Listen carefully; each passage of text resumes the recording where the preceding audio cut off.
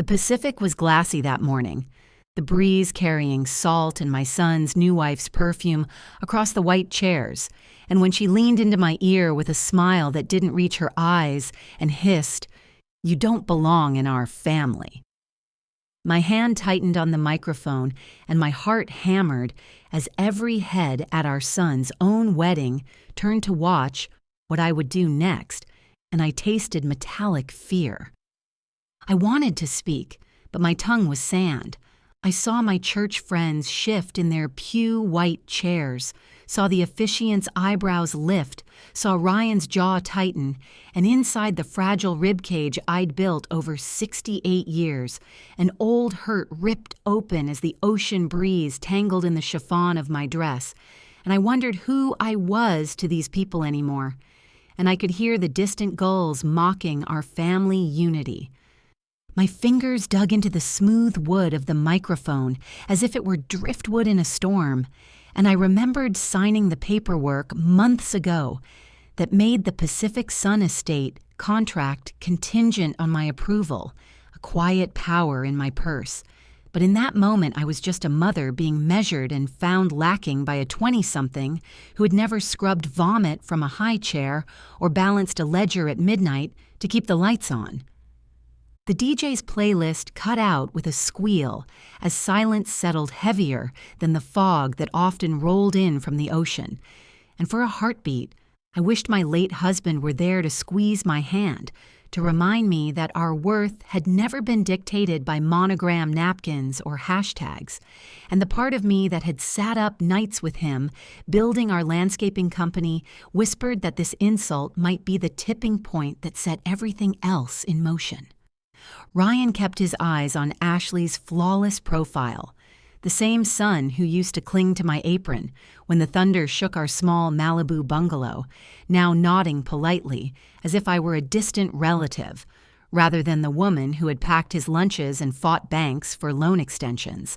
And that betrayal, not the hissed words themselves, made my throat constrict with something hotter than embarrassment and heartbreak to boot.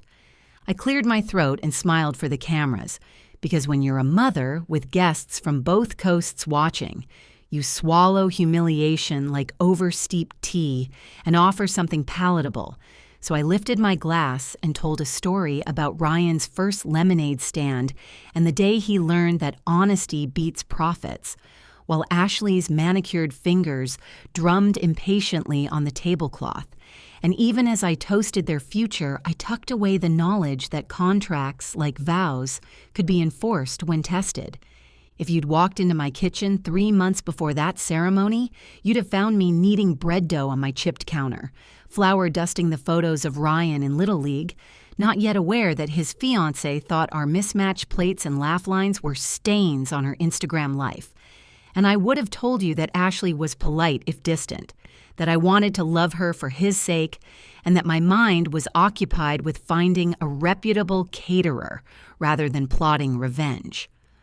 Ryan and I had weathered storms that would have cracked less determined families, his father's cancer stealing him from us when Ryan was 12, leaving me with an aging pickup, a yard of half-finished landscaping projects, and a mortgage payment I could barely fathom, and yet we scraped by together, building Thompson Landscaping into a respectable business servicing local courthouses and churches, celebrating each new contract with a homemade pot roast and a prayer over our kitchen table. When Ryan brought Ashley to Sunday supper, she wore designer heels on my brick walkway and flinched when one of my rescue cats brushed her leg. And though I noticed how she wrinkled her nose at my 1980s wallpaper, she still said all the right things about family and loving tradition. But later that night, as I washed dishes alone, I replayed how she checked her reflection in the microwave door more often than she looked at the family photos on the fridge. Her handshake was limp and her nails like little daggers. And when she laughed at my joke about Ryan's messy teenage bedroom, it came out more like a polite cough. And still, I told myself she was simply nervous meeting the mother of the man she planned to marry, because for Ryan's sake, I needed to believe we could coexist around Sunday roasts and future grandchildren without me feeling like a doormat. Later, I sat with Ryan on the porch and asked whether he noticed how Ashley had corrected the way I pronounced charcuterie, and his eyes darted to his phone before he smiled and said, "Mom, she just likes things done right." And in that moment, I glimpsed how much he wanted to fit into her glossy world, which meant sanding off pieces of himself that were rooted in ours, and my stomach clenched. When he started talking about brand partnerships and influence metrics over dinner instead of sprinkler systems and soil acidity, I smiled politely, but inside I mourned the boy who used to swing by with dirt under his nails to tell me about Mrs. Jensen's rose bushes, and I began to suspect that Ashley's world of curated images had infected him with a sickness that valued likes over loyalty and family. Before Ryan was old enough to spell liability, I had met with our attorney to set up a prenuptial trust for the business, a document that kept Thompson Landscaping under my control until the day I passed it to him, because I'd seen too many friends lose everything when their children married people with tastes far bigger than their incomes. And as I initialed each page, I felt both proud and a little ashamed that I didn't fully trust the unknown future.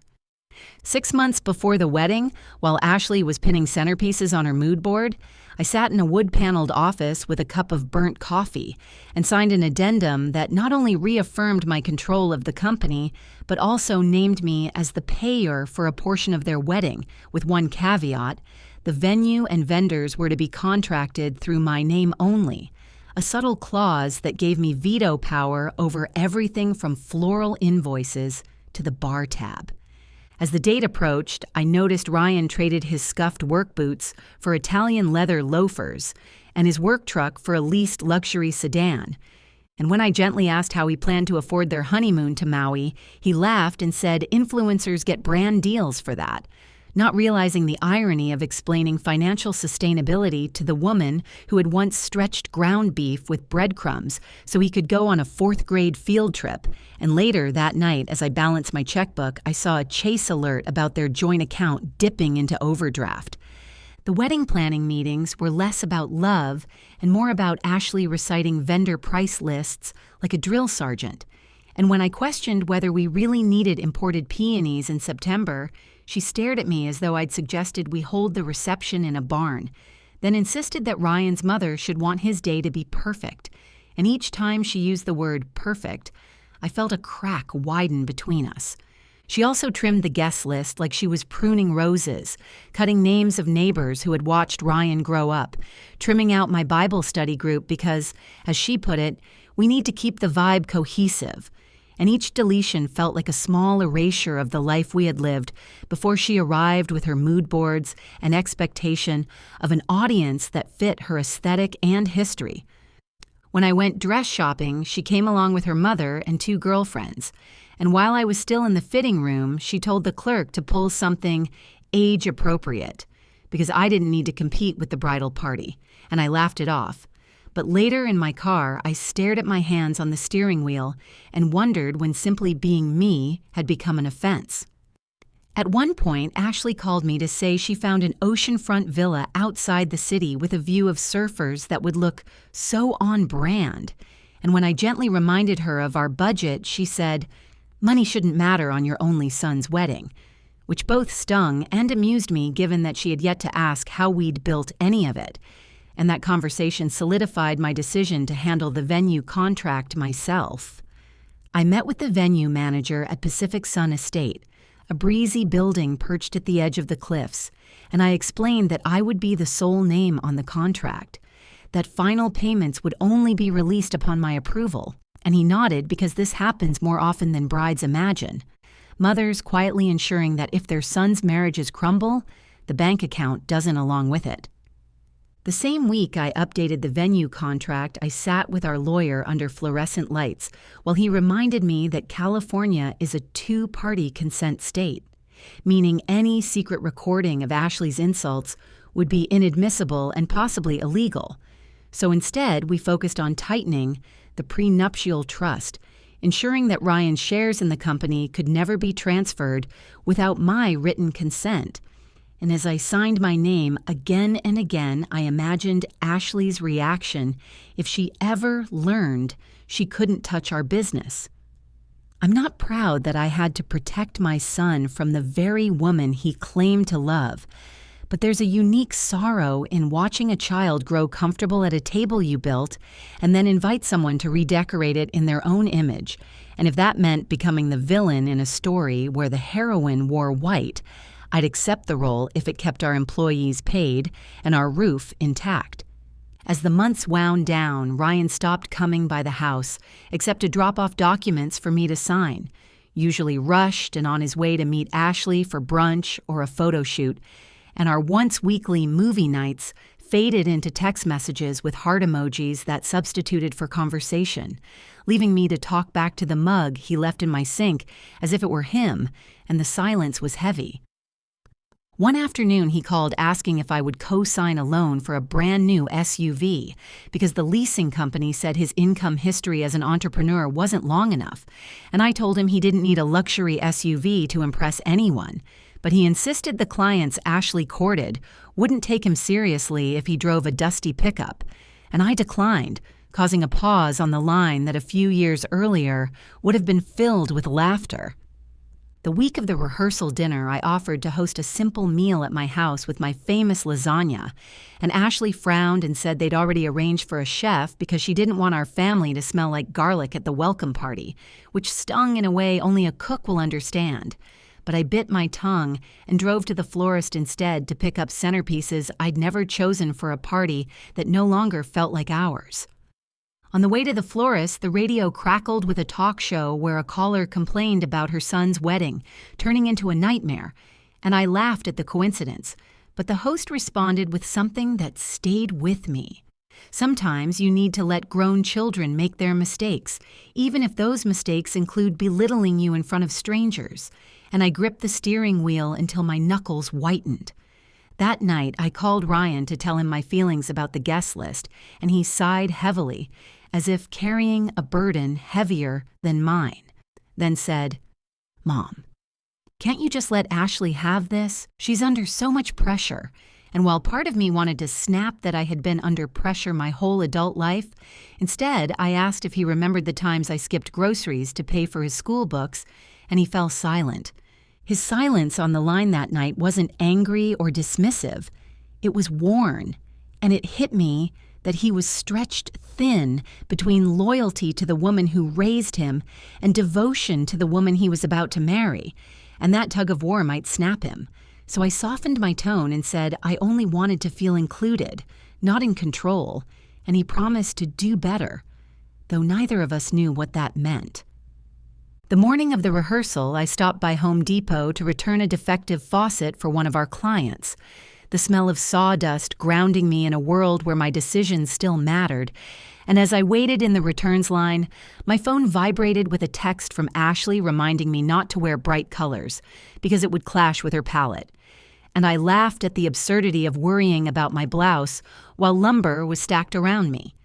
At the rehearsal dinner, Ashley's maid of honor clinked her glass for attention and launched into a speech about how Ashley had always dreamed of a fairy tale wedding and had finally found someone to make her princess dreams come true.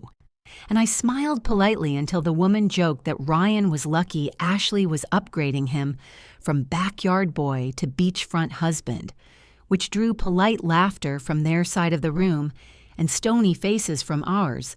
And as I sat there, with my napkin clenched in my lap, I thought about all the backyards Ryan and I had landscaped together, how we had dug and planted and mulched to put him through college, and the words, backyard boy, were like grit in my teeth. But instead of defending him, I took a sip of water and let the moment pass because there would be bigger stages for truth, and because I didn't want to be the one who made the rehearsal dinner awkward for our remaining friends. Though in my mind, I was already making a mental list of the microaggressions that would eventually justify the decisions I was about to make. The morning of the wedding, I woke before dawn, the house quiet except for the hum of the refrigerator, and I pulled out the blue folder from the bottom of my desk drawer and leafed through the trust documents one more time, double-checking that every clause was initialed, that the prenuptial agreement about the business was notarized correctly, and that the venue contract listed my name as the sole guarantor and withheld final payment until my signature released it. Then I placed the folder in my purse beneath a travel pack of tissues and a worn photo of Ryan at age 5, covered in mud, because I needed a tangible reminder of why I was going to play the role of financier and gatekeeper at his wedding. And after taking a deep breath of lavender from the candle on my kitchen counter, I texted Mr. Harris to confirm that everything would hold up if challenged, and his reply came quick. "All set, see you next week," followed by a reassuring note that the county clerk's office would record the new deed transfer within 3 business days as standard practice, which grounded me because legal procedures, like seasons, follow their own timelines that no influencer can rush. Getting ready that morning felt like stepping onto a stage I hadn't auditioned for. So I put on my navy dress with the lace sleeves Ashley had approved and fastened my mother's pearls around my neck.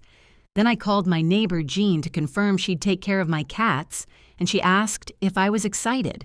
I hesitated, and then admitted I felt like I was walking into a performance where my lines could change without warning, and she chuckled and said, "You'll steal the show if you want," which was sweet but untrue, because my plan was to sit quietly until my presence was no longer tolerated.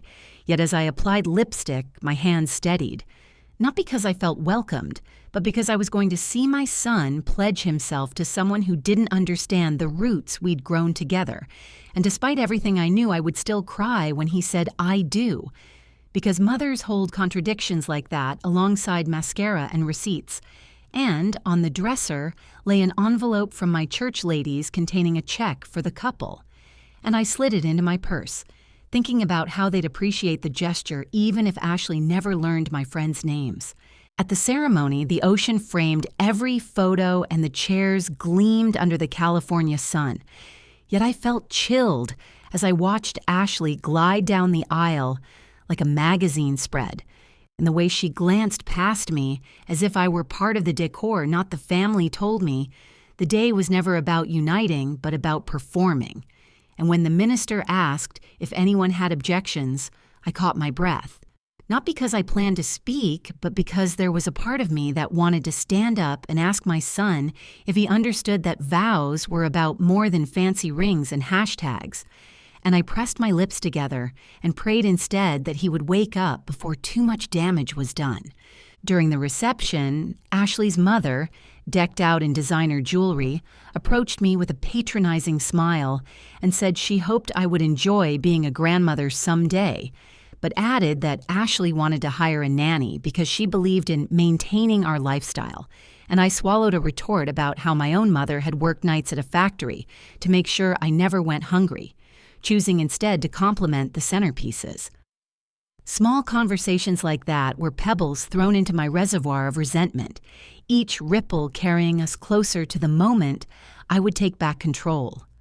When the photographer pulled me aside to arrange family portraits, Ashley whispered to the cameraman to make sure I was placed on the outer edge so her gown would be centered, and I smiled and obeyed. But inside, I cataloged the slight as yet another example of how easily she could erase me from the narrative, and I reminded myself that patience was a weapon when the other side believed you had none. The string of toasts that followed ranged from saccharine to tone-deaf, and when Ryan's college roommate mentioned how Ashley had coached him on his Instagram caption etiquette, I saw how much she dictated the narrative around her, and my own toast, which came after a pause when no one else reached for the microphone, was met with polite applause. And as I took my seat, Ashley leaned in, delivering the line that would live in my head forever. "You don't belong in our family," soft enough so only I could hear it, and as I looked at my son for any sign of objection and found none, my spine straightened, and something old and resilient clicked into place. From that moment forward, every smile I offered was measured and every gesture deliberate, because the contract in my purse had teeth, and because the gift fund Ashley assumed would be hers was still sitting untouched at my bank under terms only I could lift. And I sat back and watched the rest of the evening like a court hearing, noting the evidence that would support my case, should anyone question why I did what I did. Later in the evening, I slipped away from the reception to make a phone call from the parking lot, the cool night air clearing my head as I dialed the manager of the Pacific Sun estate, and when he answered, I reminded him of the clause stipulating that any inappropriate behavior on the part of the couple could void the reception contract. He hesitated, but agreed that humiliating the payor in front of guests qualified as a breach of the good faith clause. And I thanked him and told him I'd be in touch first thing Monday about transferring ownership of the remainder of the event payment. Back inside the ballroom, I watched Ashley greet her guests with a sugar-sweet smile, unaware that the very woman she'd dismissed now held the power to determine whether the honeymoon suite would be made available to them and whether the remaining vendor fees would be paid on schedule. And I sipped the lukewarm coffee the waiter had brought, thinking about how often justice isn't a thunderclap, but a series of quiet, administrative decisions that add up.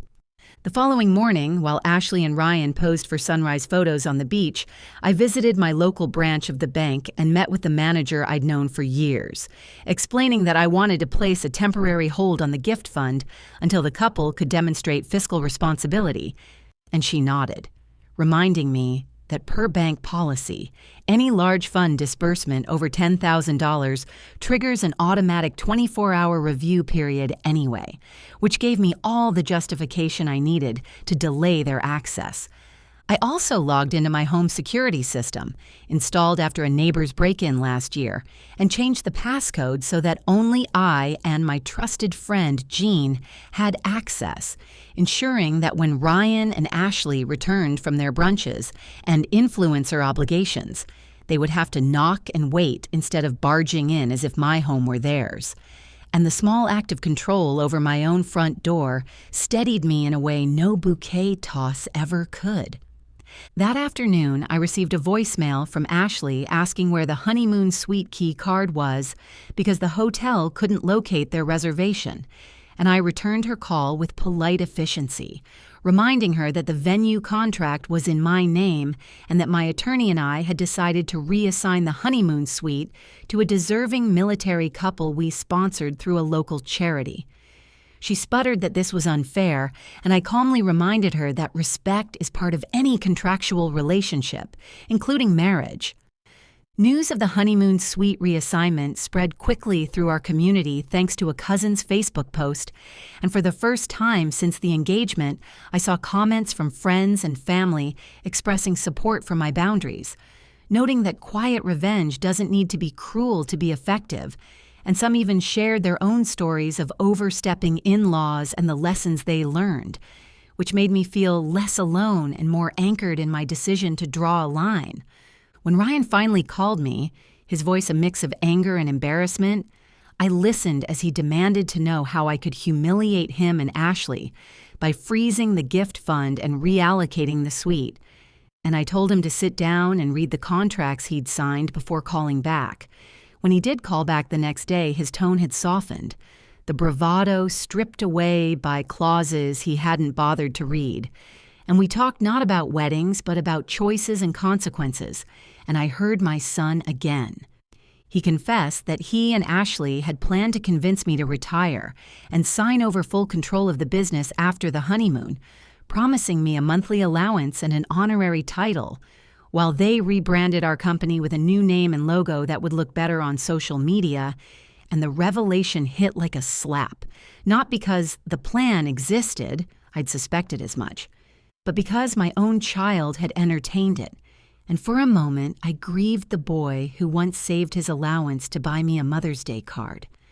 Sitting at my kitchen table with the blue folder open between us, I explained to Ryan that the trust prevented any such transfer without my consent, and that I had no intention of stepping aside for an influencer rebrand.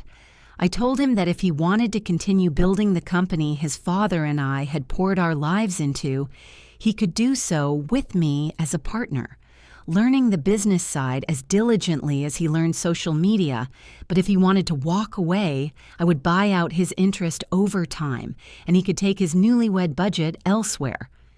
Ryan cried then, big silent tears that tracked down the face of the man who had once been the boy with scraped knees in our driveway, and he apologized, not just for the scheme, but for allowing his wife's ambition to eclipse the loyalty he owed to the woman who raised him. And we sat together until the sun dipped behind the hills, flipping through old photo albums and talking about times when life was simpler and respect wasn't negotiable. Ashley never apologized, but she did send a carefully worded email asking for access to the gift fund, and I replied with a legal explanation about breach of contract and financial prudence, attaching the bank's policy about co-signers and funds, and I copied my attorney. She responded with a single thumbs-down emoji, which I printed and filed under correspondence in the folder, because sometimes pettiness deserves to be archived. In the weeks that followed, the shiny veneer of their influencer life began to crack. Brands that had showered them with free gifts quietly distanced themselves after seeing the comments on the cousin's post, and Ryan told me that their joint account at Chase now showed more red than black. Meanwhile, our business thrived as spring brought new clients and renewed contracts from the county parks department, and I hired 2 more workers to keep up with demand.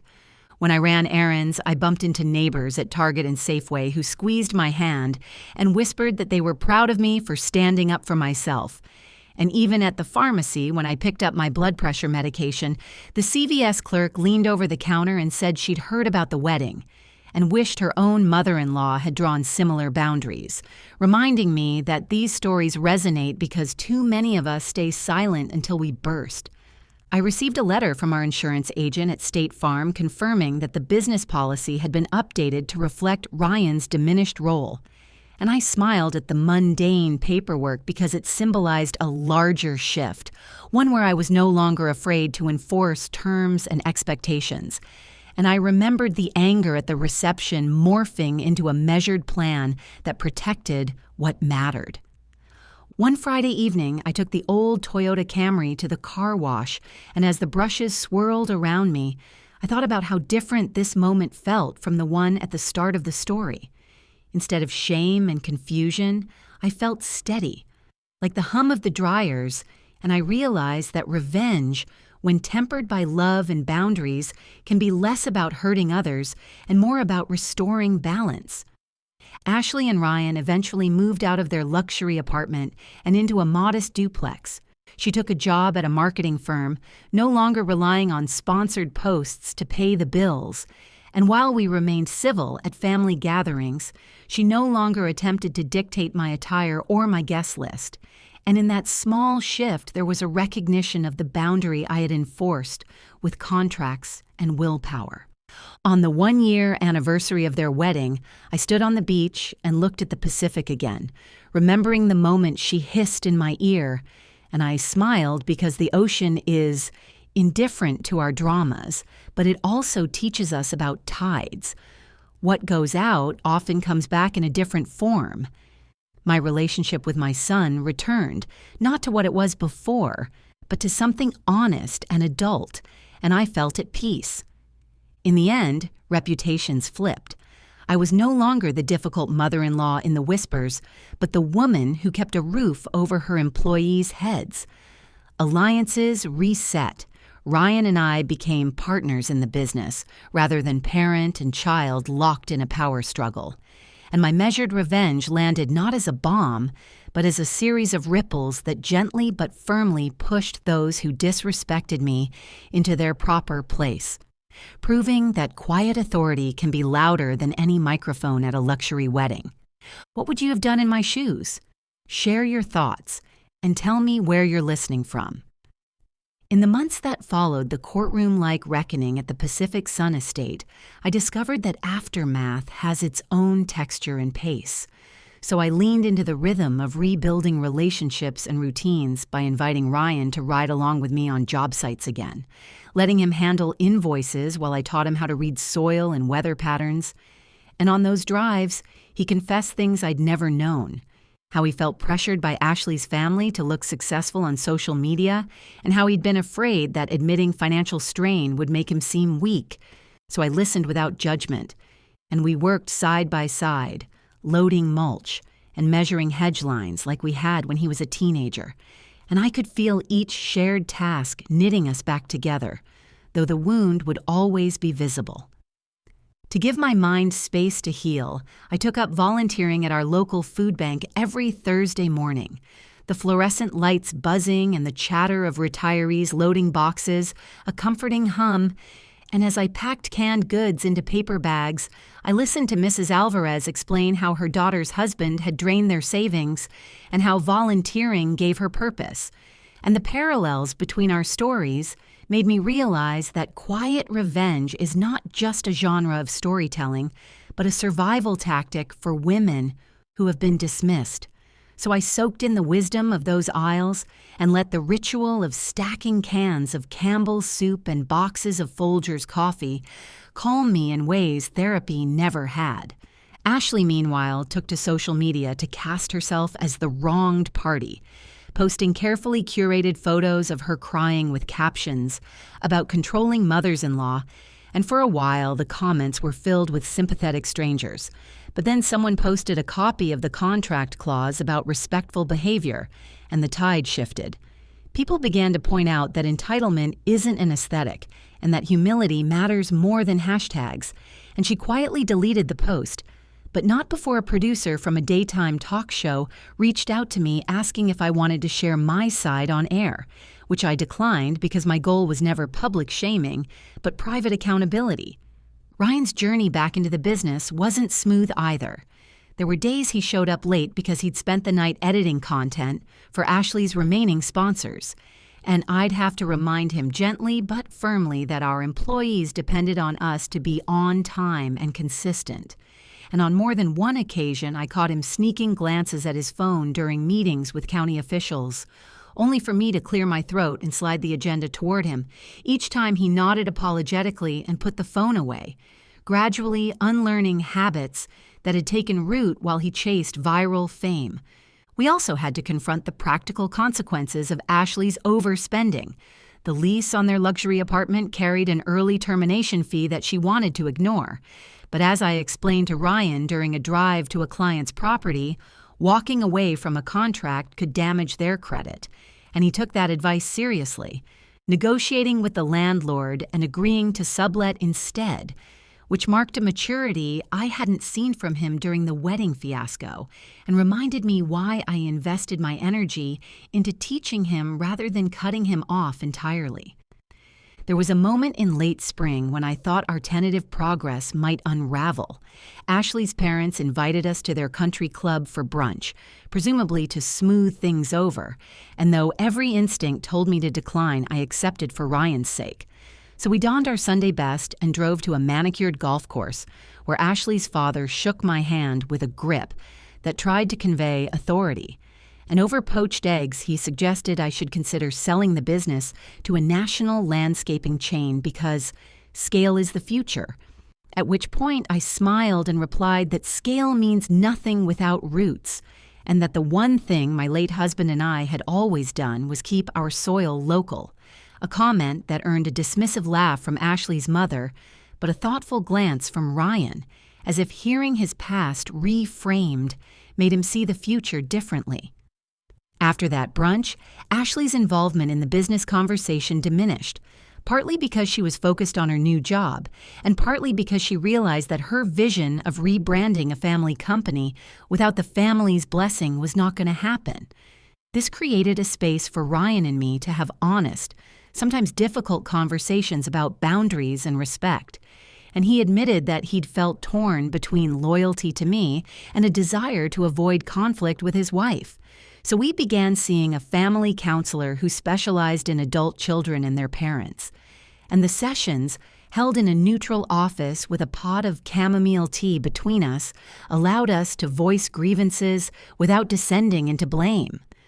One of those counseling sessions unearthed a memory from when Ryan was 8 and accidentally broke my favorite Pyrex dish while playing football in the kitchen. And he'd hidden the shards instead of telling me because he feared my reaction. As the therapist gently probed, we realized that same fear of disappointing me had driven him to keep financial secrets during his engagement.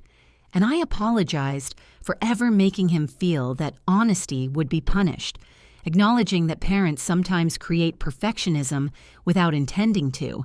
And in that moment, I saw his shoulders relax, a small but significant shift in our dynamic. As spring turned to summer, the business took on larger projects, including the landscaping for a new public library branch, and Ryan took the lead on designing the outdoor reading garden, which gave him a chance to show his creative eye beyond social media. He researched drought-resistant plants and arranged benches to maximize shade. And during the planning meeting with the library board, he presented a mood board that balanced function and beauty, drawing praise from the same type of committee that once rolled their eyes at his trendy ideas. And I sat beside him, beaming like I had when he hit his first Little League home run, proud not just of his talent but of his humility in giving credit to our team. We hired an additional crew chief named Marcus, a father of two who had been laid off from a nearby plant closure. And I watched as Ryan mentored him on how to quote jobs and handle customer complaints. In return, Marcus, who had no social media presence, teased Ryan about influencer life, breaking the tension with jokes that made Ryan laugh at himself. And those interactions taught him that being grounded in real-world relationships is more rewarding than chasing likes. On Saturdays, I started hosting potluck lunches at the yard behind our office, inviting employees and their families for burgers, potato salad, and iced tea. And at one of those gatherings, Ryan arrived early with a large cooler, surprising me because he'd stopped by Costco for supplies. And we joked about how he'd finally discovered the joy of buying in bulk. Over barbecue smoke, we talked about business strategy, but we also shared stories about our childhood, and Ashley, who attended once, sat quietly and listened as older employees swapped tales of weathering storms and raising kids on tight budgets, absorbing a different kind of education than the one she'd planned. The community's view of me as an overbearing mother-in-law softened too. At church potlucks and library fundraisers, women who'd been watching the saga unfold came up to me with hugs and whispered that they admired my calm strength. And one woman, a retired teacher, told me she'd written a letter to her daughter about setting boundaries after seeing my story. Hearing that my experience sparked conversations beyond our small circle made the embarrassment of that wedding day feel like a seed that grew something positive. As for brand mentions in my daily life, I found myself thinking intentionally about where I spent my money, partly because our story had drawn attention and partly because I wanted to support businesses that supported us. So when my old blender broke, I went to Lowe's to pick up a new one and chatted with the cashier about how my son used to come in covered in mud from job sites.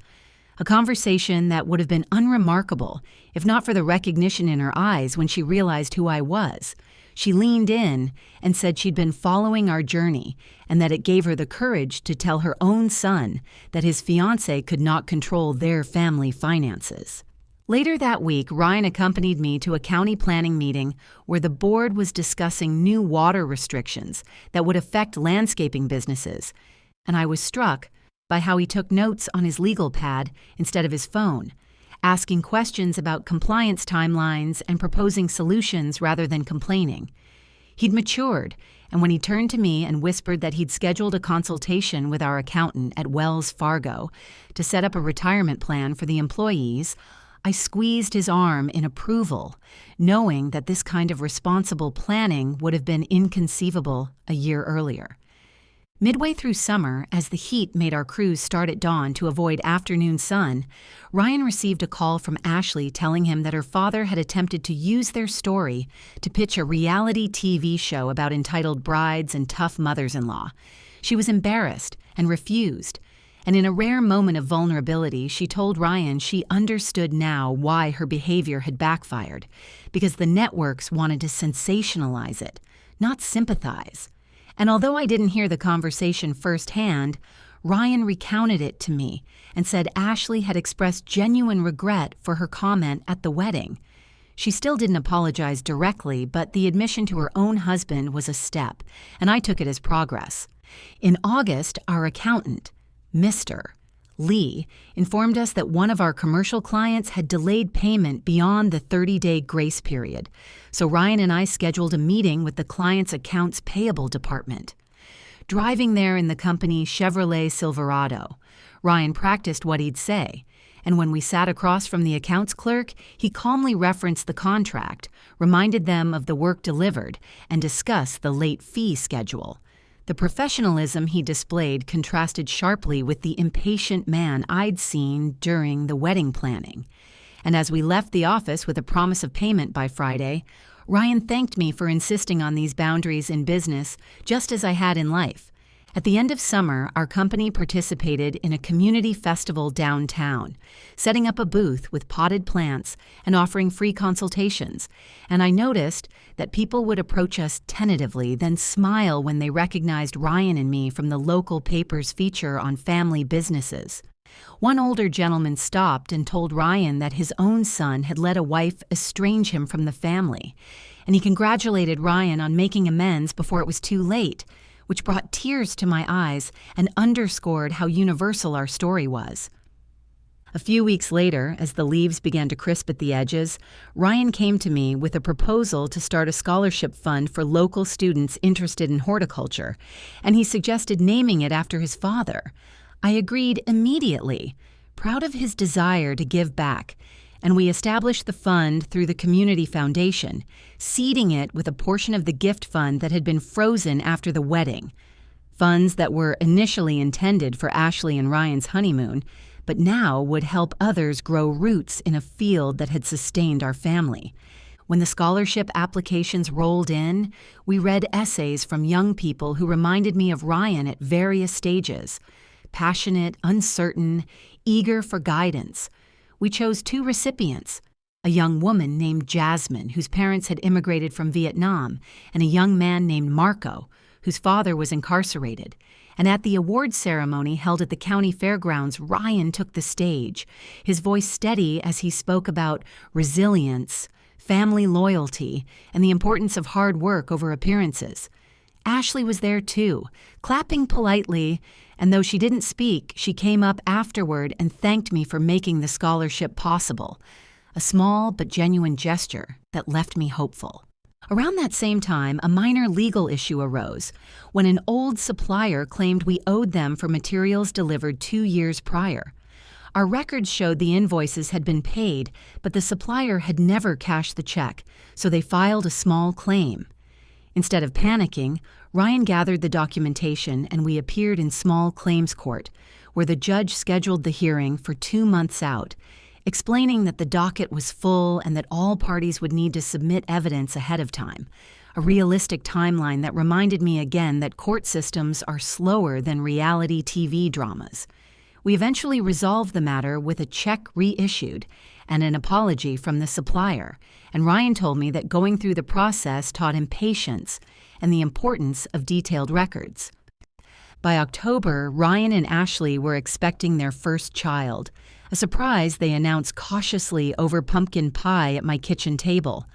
I had complicated feelings, excitement about becoming a grandmother intertwined with worry about how Ashley would navigate motherhood, but I kept my face calm, congratulated them, and offered to help whenever they needed it, ensuring to emphasize that help did not mean taking over. They nodded, and in the weeks that followed, Ashley occasionally asked me for recipes or advice on baby purchases, and I intentionally recommended practical items from mid-range stores like Kroger rather than expensive boutiques, modeling the fiscal prudence I hoped she would adopt. As the due date approached, Ryan took out a life insurance policy through a broker at Fidelity to ensure his family would be secure if anything happened to him, and he named me as the trustee for the policy, acknowledging that he trusted me to honor his wishes. The legal paperwork took several visits to our lawyer and required signing in front of a notary at the courthouse, and the clerk recognized us from the wedding story, remarking that she was glad to see our family on good terms, a reminder of how public our private life had become and how our choices reverberated beyond our own circles. Winter arrived with its cool fog and holiday lights, and while many families gathered under one roof, ours split the days between my modest house and Ashley's parents' more opulent home. On Christmas Eve, Ryan and Ashley showed up at my door with a tray of cookies she had baked from scratch, a far cry from the catered desserts she used to insist upon, and we spent the evening exchanging gifts that were meaningful but not extravagant. I gave Ashley a cookbook of Southern recipes, annotated with notes from my mother, and she cried, telling me she had always wanted to understand the stories behind the meals I cooked, and the sincerity of her gratitude made me believe people can grow when given both boundaries and grace. Meanwhile, the scholarship fund had grown thanks to donations from our clients and employees. A client who owned a chain of restaurants wrote a generous check after hearing about the program during a service appointment, and I visited her establishment, one of those cozy diners with red vinyl booths and bottomless coffee. To thank her personally, we sat over steaming mugs, and she told me her own mother had been a waitress for 30 years, saving tips in a coffee can to send her to community college, and we shared a moment of recognition about the sacrifices mothers make and the pride we feel when our children thrive. Between Christmas and New Year's, I took time to sort through boxes of letters and documents in my attic, a task I'd put off for years, and I stumbled upon an old handwritten note my late husband had tucked into our mortgage paperwork. In it, he wrote that he trusted me to guard the business and the family, and that no matter what pressure came from outside, he believed I would do the right thing. Reading those words almost 20 years later brought fresh tears and renewed conviction that the choices I'd made, freezing the gift fund, asserting control over the venue, refusing to cede the company, honored his faith in me more than any passive acceptance of disrespect ever could. On New Year's Day, I drove to the beach and stood barefoot in the sand despite the chilly wind, closing my eyes and breathing in the mix of salt and possibility. I reflected on the year behind me and made mental notes for the year ahead. Continue to mentor Ryan, continue to enforce boundaries, continue to invest in the community, and continue to make time for myself, which included joining a book club at the local library where we read novels about strong women reclaiming their lives, stories that echoed mine in fictional ways and reminded me that narratives of quiet revenge and redemption resonate across generations. When the baby was born, a healthy girl named Clara, the hospital room was quieter than the wedding reception had been. Ashley's mother hovered nervously, but I kept to the background until Ryan asked me to come hold her, and as the tiny bundle settled into my arms, I felt the weight of 3 generations converge, a reminder that the choices I make now will ripple through this child's life, shaping her sense of self and her understanding of respect. I whispered to Clara that she was loved, that she came from strong people, and that she would learn how to stand her ground without raising her voice. As the months with the baby unfolded, I visited weekly but never unannounced, respecting their space. Sometimes I brought groceries from Publix when I knew they were busy, slipping in mentions of sales and budgets, and Ashley began to ask my opinion about diapers and daycare, bridging the gap between us one practical question at a time. When Clara was 6 months old, Ryan asked if he could bring her along on a job site visit just to get some fresh air, and I agreed on the condition that she wear a sun hat and that we would keep her far from any equipment. And seeing him strap his daughter into a carrier while wearing work boots instead of dress shoes warmed me in a way I hadn't expected. One evening, as I rocked Clara to sleep in my living room, the lights from my Ring doorbell app flashed, indicating a delivery. It was a bouquet of flowers with a card from Ashley, thanking me for teaching us what it means to build a family. And though it was just a small gesture, I kept the card pressed between pages of my Bible, because sometimes small acts mark the beginnings of transformations.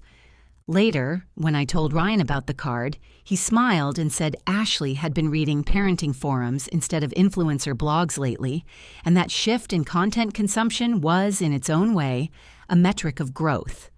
By Clara's first birthday, I had added a clause to my own will, specifying that the business would pass to her, and any future grandchildren equally, but only after they completed a degree or certification in horticulture or business and had worked in the company for at least 5 years, ensuring that they valued hard work before reaping rewards.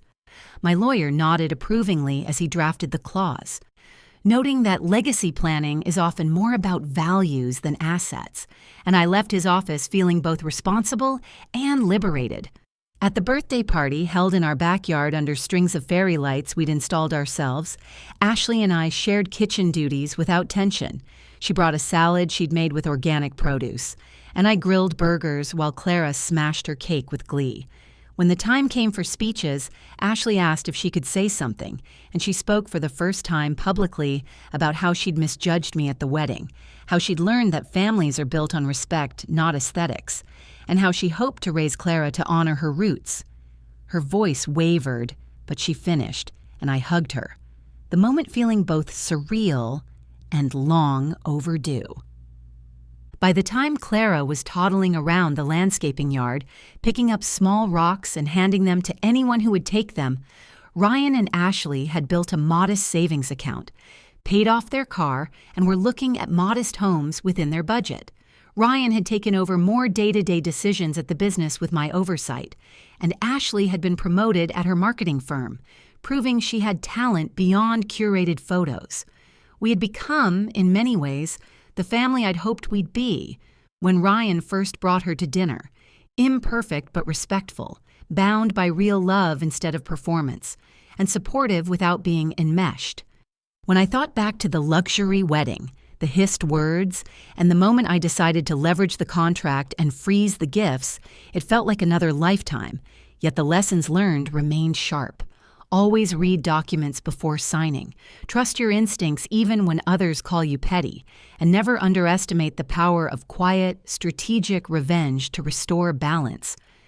Those lessons inform not just how I ran my business, but how I navigated community politics, my book club debates, and even my healthcare decisions, because boundaries once drawn become easier to draw again. In quieter moments, I would stand at my kitchen sink, washing dishes and looking out at the yard where Ryan and his father once built a swing set. And I would smile thinking about how close I came to losing my relationship with my son because of a woman's obsession with image. I would whisper a thank you to my late husband for leaving me the foresight and legal tools needed to protect our legacy. And I would thank my own younger self for being brave enough to use those tools when the time came. The scholarship recipients Jasmine and Marco kept in touch, sending me updates about their classes and asking advice about internships. And in one message, Jasmine mentioned she was having trouble affording the textbooks for her plant biology course because financial aid didn't cover the full cost. So I drove to the community college bookstore and used my Wells Fargo debit card to purchase her materials, slipping a note inside one of the books reminding her to pay it forward someday. And the gratitude she expressed reaffirmed my belief that small investments in people's education yield long-term dividends. Later, when Marco shadowed our crew for a week, he marveled at the way Ryan balanced design and budget, and he asked my opinion about whether to accept an internship at a high-end golf course or stay local. And I told him that decisions should align with personal values as much as career goals, because my own choices to stay rooted in our community rather than chase glamorous contracts had preserved both our ethics and our solvency. We encountered a challenge in late winter when a record drought meant strict water restrictions for landscapes across the county. And while some companies panicked and suggested ripping out lawns entirely, Ryan and I saw an opportunity to educate clients about xeriscaping and drip irrigation. So we attended a day-long seminar at the Civic Center, sponsored by the County Extension Office and AT&T, who provided the Wi-Fi for virtual participants. And we took pages of notes on native plants and water-saving technologies. We used the knowledge to pitch a pilot program to the Parks Department, promising a 15% reduction in water use while maintaining aesthetics, and when the program succeeded, the county recognized us at a board meeting, which brought more municipal contracts and cemented our reputation as innovative yet responsible. And I credited Ryan in front of the room, watching pride flicker across his face the way it had when he graduated high school. Around that time, a new competitor popped up, an aggressive franchise that advertised rock-bottom prices and flashy trucks, and they began undercutting our bids by 30%, luring some residential clients away. But within months, complaints surfaced on Nextdoor about incomplete jobs and damaged sprinklers, and one of our longtime clients called us to fix the mess left behind. We spent a Saturday repairing the disaster, replacing broken PVC pipes and reseeding trampled flower beds. And while we worked, I explained to Ryan that reputation is a currency built over decades, and that underpricing the market often leads to cutting corners. By Monday, the competitor had received a cease and desist letter from the county for operating without the proper license. And Ryan told me he understood why our father had insisted on paying for permits even when money was tight, because integrity keeps you in business when trends and franchises fail. In March, I received a call from my friend Linda, whom I hadn't seen since high school. She said she'd seen my story on a local news segment and wanted to reconnect, so we met for coffee at a small diner off Highway 1. No Starbucks this time because we both felt like supporting local. And over pancakes, she revealed that her daughter had married into a family that ran a car dealership and that she'd felt similarly sidelined. Hearing her recount her own micro-slights and quiet triumphs bonded us in ways our teenage friendship never did. And we agreed to start a support group for women navigating complicated family dynamics. Within a month, we had a dozen members meeting at the library every other Tuesday, sharing resources on everything from prenuptial agreements to recipes that feed a crowd on a budget. And one woman mentioned she'd bought a Ring doorbell after hearing my story and discovering that her son had given his passcode to his fiancé's mother without asking, leading to an important conversation about boundaries. During one support group meeting, a member named Beatrice shared that her daughter-in-law had secretly refinanced their home, forging Beatrice's signature. The bank had flagged the irregularity due to its fraud detection policy, similar to how my bank had flagged the wedding gift fund disbursement, and it took months of legal wrangling to unwind. Beatrice's story reminded us all that vigilance and education are essential, and I offered to host a workshop on reading loan documents and understanding consent laws, explaining how in California you need both parties to agree to being recorded, and how consent also applies to financial transactions, concepts that seemed intimidating until we demystified them around a table with cookies and tea. As summer approached again, Ryan decided it was time to upgrade some of our equipment to more efficient models, including a new line of battery-powered tools, but the upfront cost was high. We debated the investment over dinner at a restaurant in town, a local steakhouse that offered a senior's discount and played country music softly in the background. And I insisted on running projections to see when the savings on fuel and maintenance would surpass the purchase price, because this time I wanted Ryan to practice financial due diligence before signing a contract.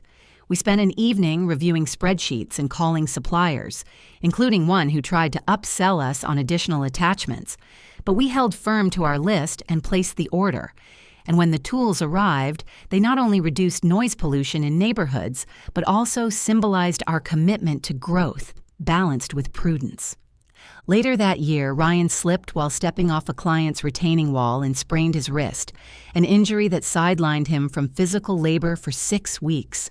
At first, he was frustrated, pacing the living room and complaining about being useless, but I reminded him that leadership isn't limited to manual work. So he shifted to office tasks, processing invoices, returning calls, and following up with our insurance agent at Allstate to file the workers' comp paperwork. He also used the time to study irrigation software and proposed implementing a scheduling system that reduced employee travel time, saving fuel and labor hours. By the time his wrist healed, he had not only recovered but also streamlined our operations, illustrating how setbacks can become opportunities when approached with the right mindset. In September, we received an unexpected message from Ashley's father. He'd invested heavily in a friend's startup that manufactured biodegradable plant pots and discovered that the friend had misused funds, leaving him facing potential bankruptcy. He asked whether we would consider partnering with the startup to salvage it. And though my initial reaction was to say no, I decided to meet with them alongside Ryan and our attorney. During the meeting, held at the same law office where I'd signed the prenuptial trust, we reviewed the financials and spotted red flags, including missing inventory and inflated invoices. So we declined politely and encouraged him to pursue legal action. As we left, Ryan whispered to me that a year ago, he might have jumped at the flashy opportunity without due diligence, but now he saw the value in measured decision-making. Confirming his growth yet again, the support group continued to grow and eventually partnered with a local nonprofit to host a public forum on financial literacy and family dynamics at the community center. Over 150 people attended, including men, and we invited a panel of experts, an elder law attorney, a bank manager from a local credit union, and a therapist. They answered questions about wills, power of attorney, and setting boundaries with adult children, and I shared my story on stage, reminding attendees that using legal tools like trusts and contracts isn't cold, but rather an act of love, protecting the family and the legacy. After the forum, a younger woman approached me to say she'd been considering opening a joint bank account with her fiancé and now planned to speak with a financial advisor first, and her comment affirmed the ripple effect of sharing these experiences. One particularly moving moment came when Jasmine, our scholarship recipient, invited us to her college graduation. The ceremony took place in a sun-drenched auditorium decorated with banners, and as I sat with Ryan and Ashley, who held Clara on her lap, I felt tears prick my eyes when Jasmine walked across the stage and waved at us. After the ceremony, she introduced us to her parents, who thanked us repeatedly, and we took photos. Later, she told me she'd been offered a job with the city parks department and credited the scholarship and mentorship for her success. Hearing that made every late night of paperwork and every difficult conversation with Ryan worth it, and I felt the generational impact of the choices I'd made. That fall, Ryan and Ashley invited me to join them for a weekend getaway in the mountains, a chance to bond and enjoy the turning leaves. We rented a cabin through a site that offered discounts for seniors, and the weekend was filled with hikes, fireside chats, and board games. At one point, Ryan's cell service dropped and he laughed, saying he hadn't gone a day without AT&T bars in years, and I teased him that the mountains had forced him to unplug. During a hike, we came across a small family burial plot from the 1800s, the weathered headstones reminding us that land and legacy endure, and we talked openly about what we wanted to leave behind besides money. Those conversations deepened our relationship beyond business and boundaries, allowing us to connect as adults with shared history and future. In late November, just before Thanksgiving, I received an email from the county board inviting me to serve on a task force for small business resiliency. The board had been impressed by how we weathered family drama and market changes while still expanding and giving back, and they wanted my perspective on legislation affecting local companies. I accepted, partly because I wanted to advocate for responsible policies, and partly because I saw it as a way to mentor the next generation of business owners. The meetings were held at the courthouse and chaired by the district attorney's office, and we discussed issues such as property taxes, permit fees, and fair labor practices. Being at the table where decisions were made gave me a sense of empowerment beyond my personal narrative and allowed me to influence systemic change. During one of those task force meetings, a heated debate arose about a proposed ordinance requiring all businesses to install new security systems. Some members argued that the cost was prohibitive, while others cited rising thefts. I shared my experience with Ring doorbells and how, after the wedding, I'd changed the passcode to maintain control over my home, drawing a parallel to how businesses need to control access to protect assets. The conversation shifted from cost to value, and we eventually recommended a tax credit for businesses that upgraded their systems, a compromise that balanced safety and affordability. At a holiday market in December, our business sponsored a booth providing free potted saplings to families who pledged to plant them in their yards. The event was a partnership with a national tree planting organization, and as we handed out saplings, I noticed an older man lingering. He introduced himself as a retired judge who had presided over small claims court for years and told me he remembered the case of our supplier dispute. He complimented my calm demeanor and said he had cited my handling of the situation to his law students as an example of civility in litigation. His words surprised me because I hadn't thought our small dispute would matter, but his recognition reaffirmed that how we conduct ourselves in all arenas leaves impressions we may never know about. As Christmas approached, I found myself reflecting on how far we had come since that fateful wedding.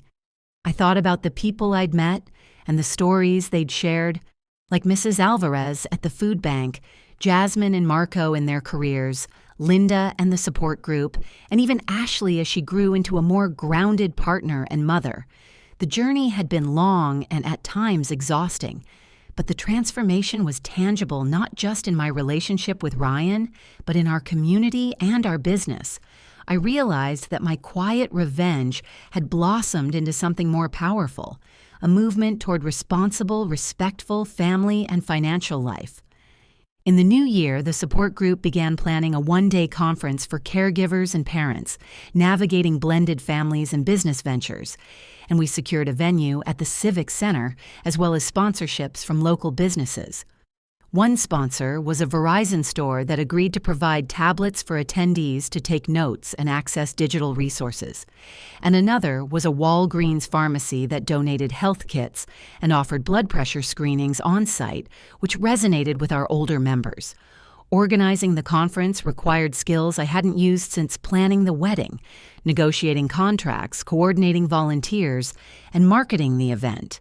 But this time, the stakes felt constructive rather than combative, and on the day of the conference, we welcomed over 300 attendees, including a panel of elder law experts who spoke about the importance of updating wills and trusts as family circumstances change. As I watched grandparents and parents scribble notes and exchange contact information, I felt a surge of pride knowing that a moment of humiliation had grown into a forum for empowerment and education. The conference also featured breakout sessions on communication strategies, and in one session, a licensed counselor demonstrated conflict de-escalation techniques using role-play scenarios based on the backyard boy toast. Audience members practiced responding calmly to disrespectful comments while asserting boundaries, and many admitted that seeing the scenario acted out allowed them to process their own feelings about family dynamics. Afterward, several attendees approached me to share how they plan to rewrite their own narratives using legal and emotional tools. And one woman told me she had already scheduled a meeting with her local county clerk to update the deed on her home after hearing my story about controlling access to the family business through trust documents. Ryan, who had initially been reluctant to attend the conference, found himself leading an impromptu discussion on managing family members in business. He shared our experience with the drought program and the new equipment, emphasizing the importance of transparency and shared values in any family enterprise.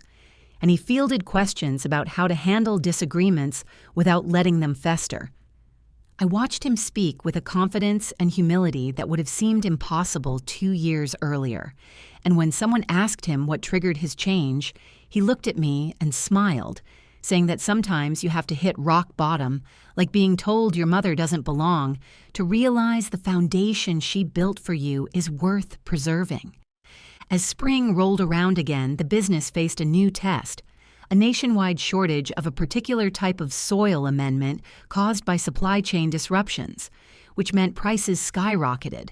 Ryan suggested we temporarily switch to a different brand recommended by another contractor, but I insisted on a small pilot test before overhauling our supply list.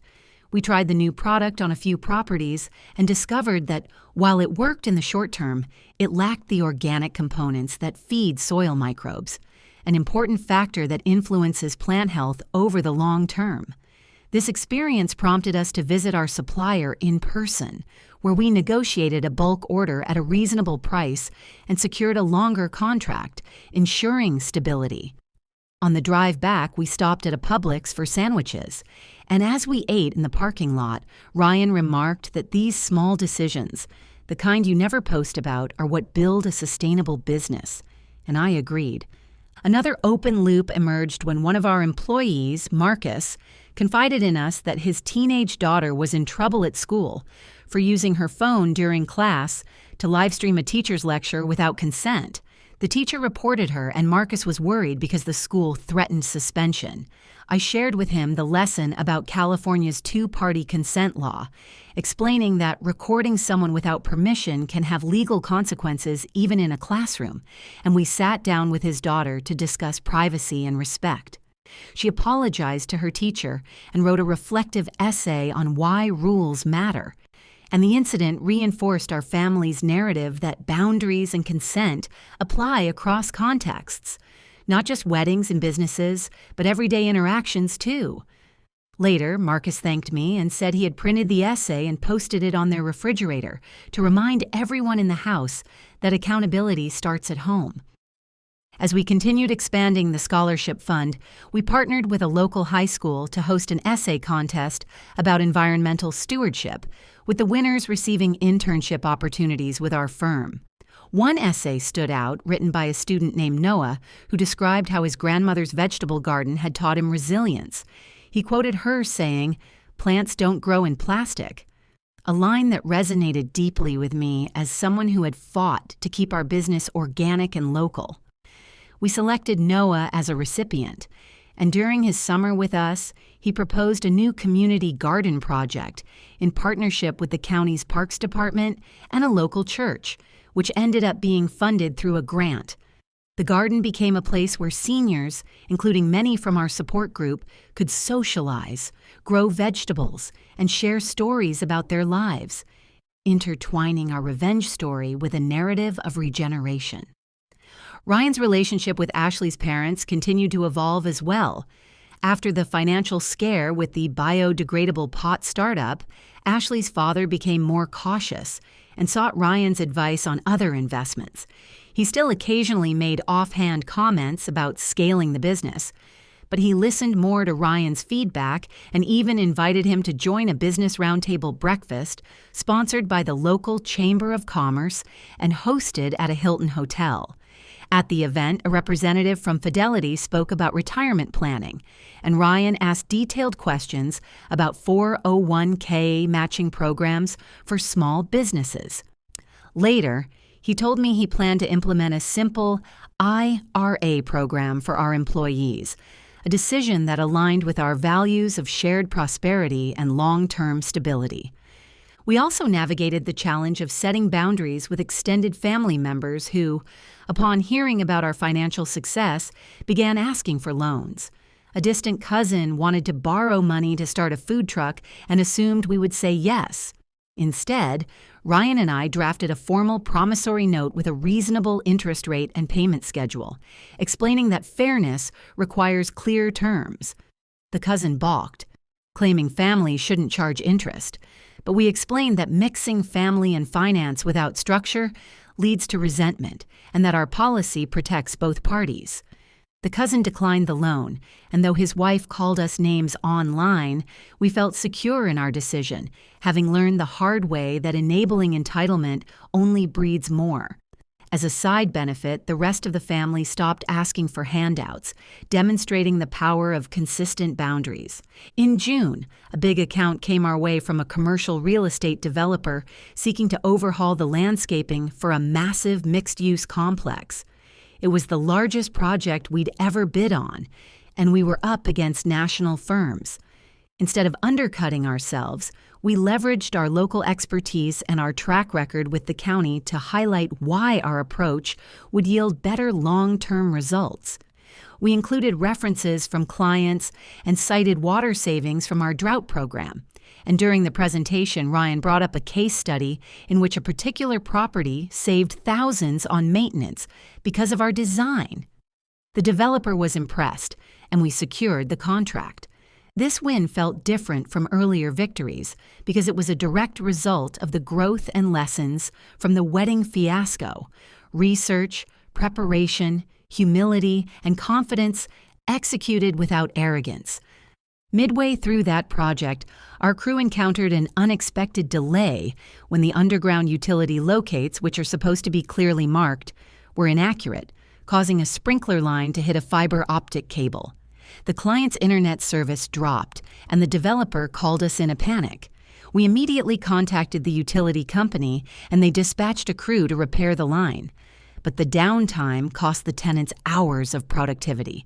Our insurance carrier, Nationwide, handled the claim promptly, and because we had followed protocol by calling 811 before digging, the liability wasn't ours.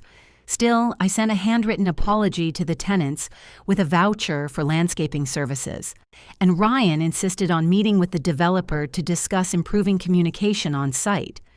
This hiccup could have derailed our reputation, but transparency and swift action preserved trust and reminded us that even with growth, attention to detail remains critical.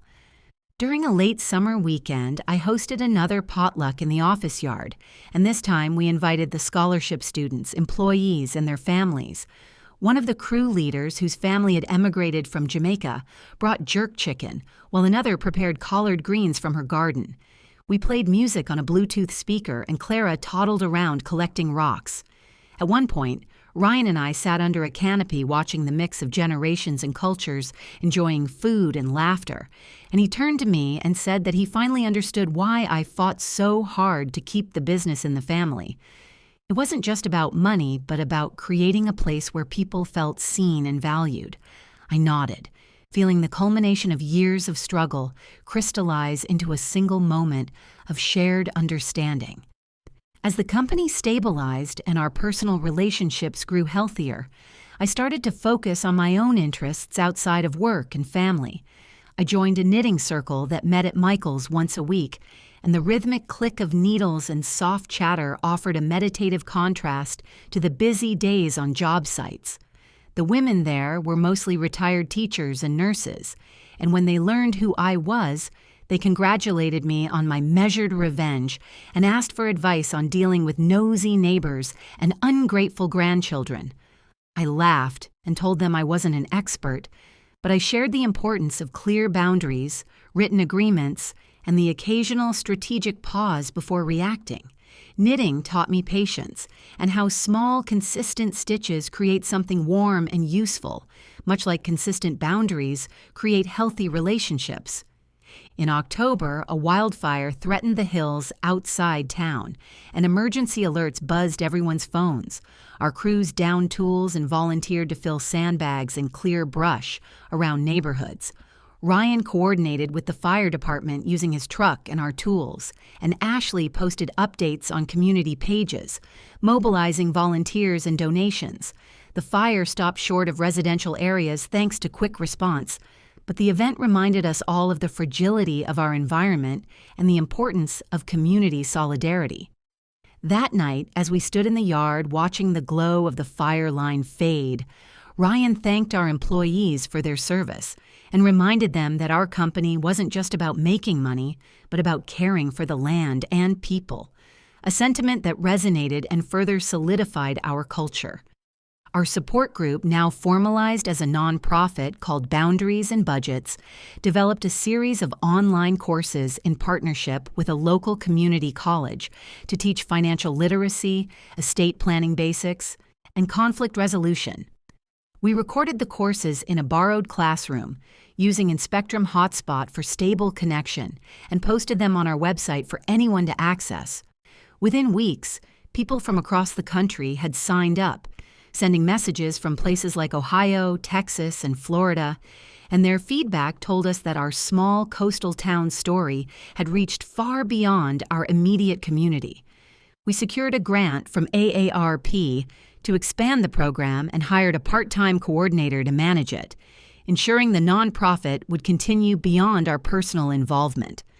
By the time holiday season rolled around again, the business had grown by 20%, and our scholarship program had expanded to 4 students.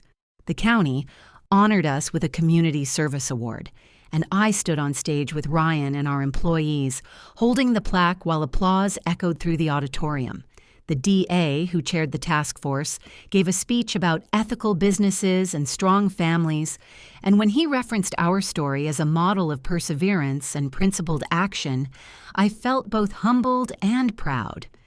At the reception afterward, a woman approached me, holding a program, and said she'd flown from Nebraska for the conference we'd hosted months earlier and had since implemented a trust for her farm, saving it from her son's spendthrift spouse. Her gratitude reminded me again why we share our stories. On the 2nd anniversary of the wedding, I revisited the Pacific Sun estate, this time as a guest at a friend's daughter's ceremony. The venue staff recognized me and treated me warmly, and as the bride walked down the aisle, I glanced at the spot where Ashley had hissed at me and felt no sting, only a quiet certainty that if life presented me with another trial, I would handle it with the same mixture of love, planning, and firmness. After the ceremony, during the reception, the mother of the bride raised her glass and toasted her daughter's resilience and her son-in-law's respect for family traditions. And when she looked at me and nodded, I knew that quiet revenge can become a quiet revolution, shifting how families talk about respect, money, and love for generations to come.